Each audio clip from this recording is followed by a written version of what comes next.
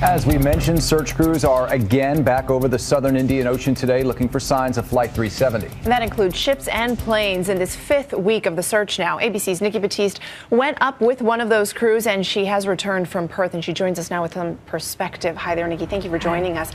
Let's start with the mood on these planes. You were on the plane. You were also on the Ocean Shield. You spent a lot of time with the search crews.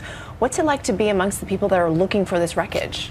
I think now there's cautious optimism, and we heard the Australian official in charge of this entire search say he's fairly confident we'll find the aircraft. And I think these crews, it's been a roller coaster of hope, I think, for them and for the families, and they're just being very careful. And on the plane, there's a lot of excitement when they see anything, but they're also aware it could be nothing. Talk a little bit about just the reality of being there. We hear about these roaring 40s, how crazy violent this weather is, how far away from shore it is, how massive this boat is. Do the pictures that are coming back to us folks sitting here do it justice? What's it like being there? The pictures do no justice. Covering the story at first on the ground, was one thing, but when it got in the plane, we were on the plane for 11 hours, 3 hours just to get to the site, and then we searched for 4 hours, as low as 200 or 300 feet above water, which when you're on the plane, literally you feel like you can touch the water. You're so low.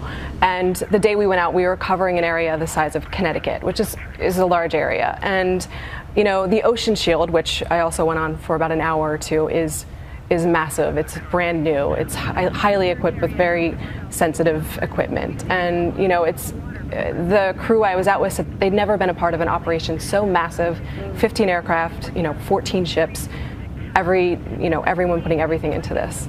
Trying to solve the biggest mystery in mankind, which is what Angus Houston said recently.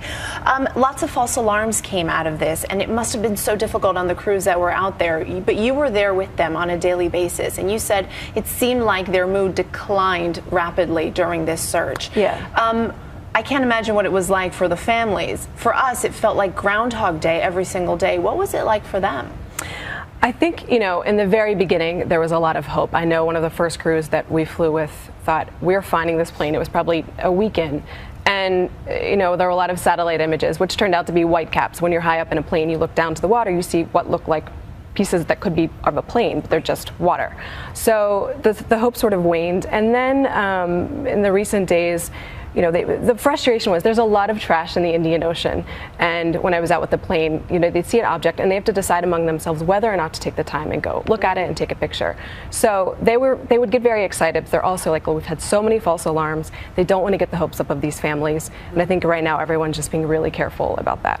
Let's wrap up with that thought. Now we have the latest, best clue yet. There really is a strong feeling this time. It's hard not to be incredibly optimistic when you're hearing what's coming out of this. How do you feel about those pings that we're detecting and the idea that we may find some debris soon? I think it's probably the most hope, as I said, that we have to date. And I think we just have to wait and see. Time is running out, so I think time's very crucial, and they're just trying to narrow down the search area. But hopefully, the crews will find the black boxes and some answers for these families. Absolutely. Thank you for that perspective, Nikki. We sure appreciate it. Nikki Battiste, thank you.